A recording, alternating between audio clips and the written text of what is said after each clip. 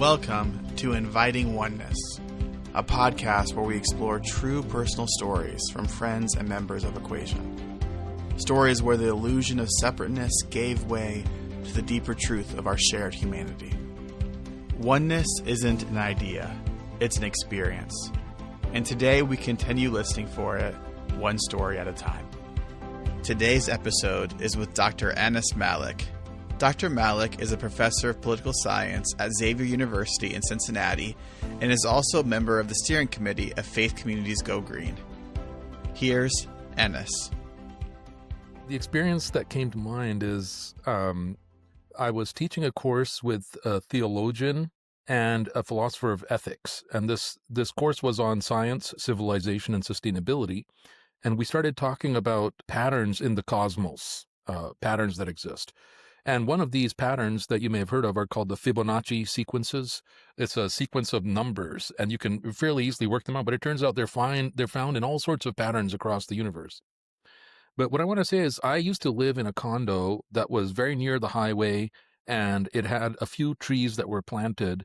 And so I'd often, because as I still like to do, I like to go walking in the mornings, and I'd walk and there'd be a set of trees I'd go by. And these are not like the most, when you think of a majestic tree, these are not majestic trees. These are small little trees. But having learned about Fibonacci sequences, and I was realizing that my own body has these Fibonacci sequences in the structure of my hand. And so does this little tree that I pass by. And that was a moment of oneness where I was like, wow, we're kind of constructed according to this logic that I never really thought about. And yet it's a pattern that lasts from me, and it's there in the tree, and it's there in the microcosm well inside us, that things that we don't know, and the macrocosm above us. And so that was a moment where I was like, if you can imagine kind of a middle-aged guy walking around looking sort of dazed in the condo complex. That was me experiencing oneness. I love that. So for the lay people, just give us a little introduction. What is a Fibonacci sequence? Fibonacci sequence is basically a pattern of organization of proportions. So like you start with 1, then the next one will be 1 plus 1 is 2. Then the next one will be 2 plus 1 is 3. The next one will be 3 plus 2 is 5. The next one will be 5 plus 3 is 8. The next one will be 8 plus 5 is 13, and so on. And now it just sounds like, okay, you're just doing some kind of simple addition with the last two numbers in the sequence being added to each other, right? But actually it turns out that if you look at the structure of a lot of physical forms, like shells, like your bones, like the organization of a tree and its branches, they follow a Fibonacci logic. They follow this, and you can actually point it out. And there's a wonderful book called A Beginner's Guide to Constructing the Universe that describes some of these things. It tries to introduce this in a way that kids can learn about it too. Michael Schneider, I believe it's called, but he tackles a bunch of things, but this is one of them. But I thought it was striking because it's so easy that you can kind of teach a child, but it's so profound that we still don't understand the full mystery of it. So it's something that I encourage people to look it up. Fibonacci is just the name of the person, I think, who formalized defining it. But the reality of these sequences far predates the person. Obviously, the way that you're conceiving of this Fibonacci sequence is that it implies intention, a creator.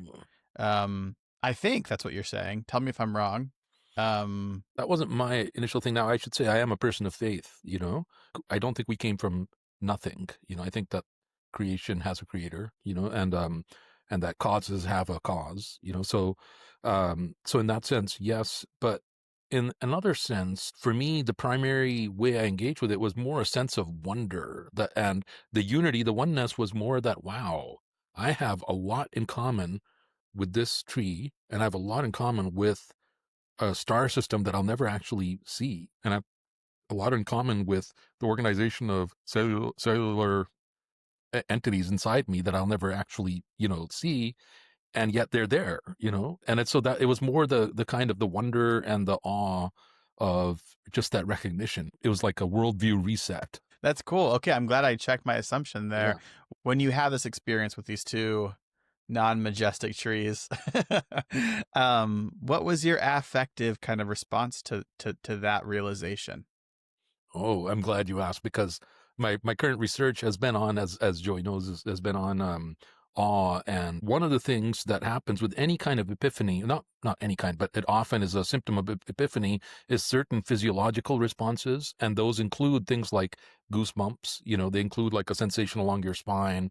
There's other things that they say, which I don't even know the full range of, but there's a literature on them. But for me personally, I think the most important thing is there's a lot of tension that we hold without even really realizing it, and it's a moment where you're so focused on something because it's kind of, I mean, colloquially, it's blown your mind, it's a moment where that tension is gone, or at least it's not felt. And then when you come back from it, you're energized in a different way. The flow of energy is different a little bit. I don't know how to say this without sounding all new age, but but I think there is something different. I found myself looking differently at trees from then on. It wasn't just trees, so it was also animals, as well as other structures that are not, there. And so I'd say like the affective thing is there's definitely the quality of frisson that I feel frequently in other, especially with music, for example.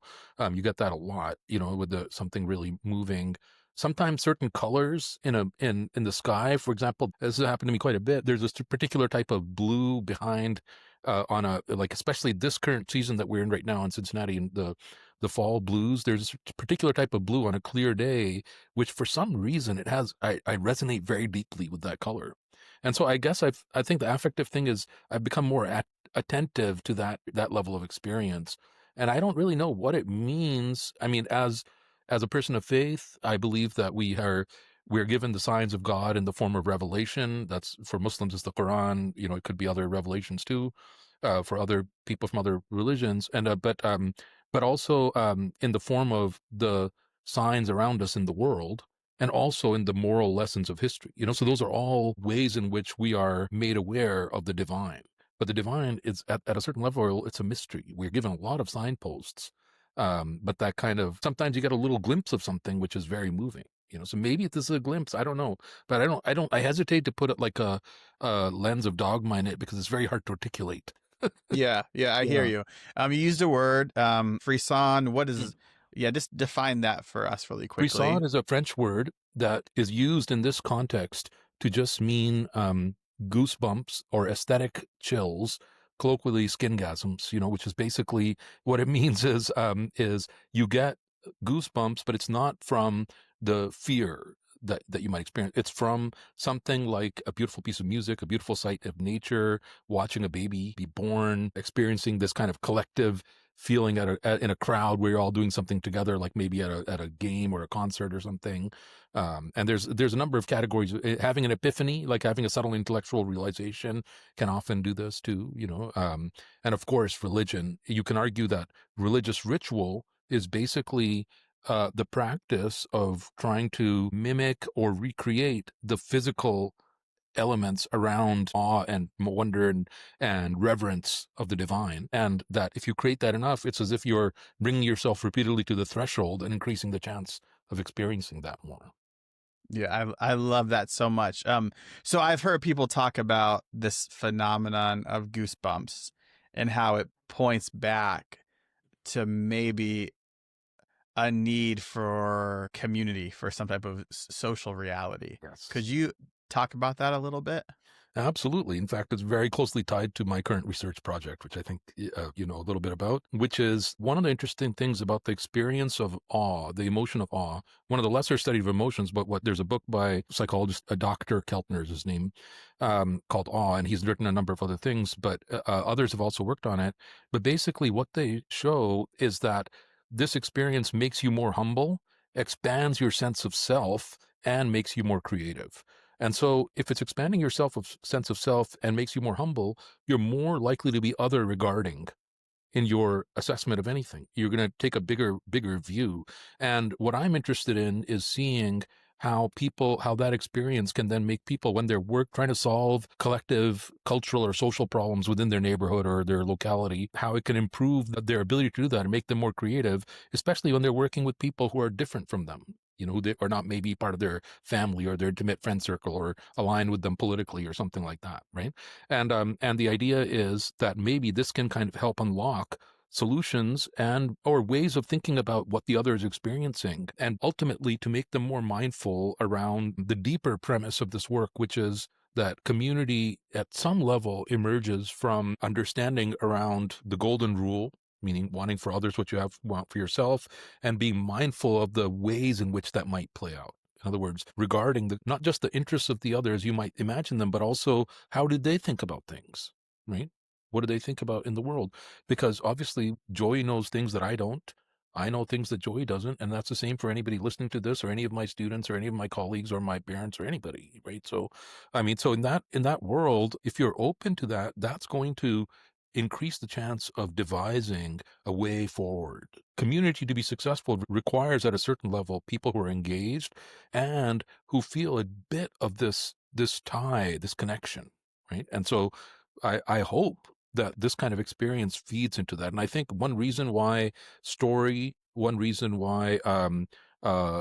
experiences of art and music really help so much. Or I look at some of the murals around Cincinnati, and I have to say, I mean, just as a little digression into Cincinnati, Cincinnati apparently has the highest number of community theater groups per capita in the country and the highest number of choirs per capita, which was a surprise to me. I only found this recently, and I've looked at civic society in Cincinnati before. Somebody told me that, and I don't have, an empirical verification of that, but everyone I've then talked to about this, people in community theater, people in choirs, they've all said, oh, they're not surprised, right? Because there's so many people involved. And I think surely I have noticed a degree of community in Cincinnati, even in politically divided areas, that I feel like I don't see that necessarily elsewhere.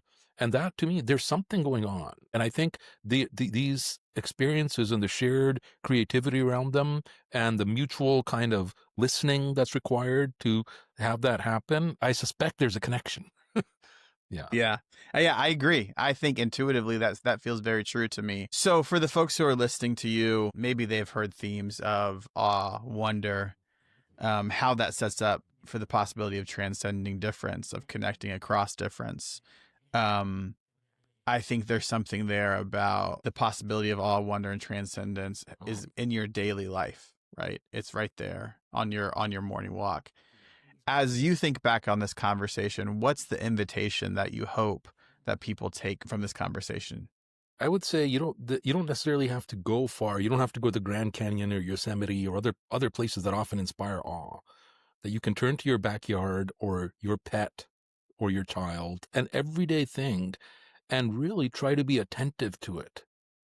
Be mindfully present and attentive to it, and try to ask, what is the fuller thing, or what is a bigger thing that this is saying to me? It's an odd thing, but it can unlock a lot in your heart and your mind, And I would say the other thing is that the great poets, the great mystics, the great religious traditions, this is so intertwined in their work. Thanks for joining us on Inviting Oneness, where we share real stories of connection that dissolve the illusion of separation and reveal our common humanity. If this episode moved you and you'd like to get involved, visit us at EquaSion.org. Until next time, may we keep inviting oneness within ourselves and with one another.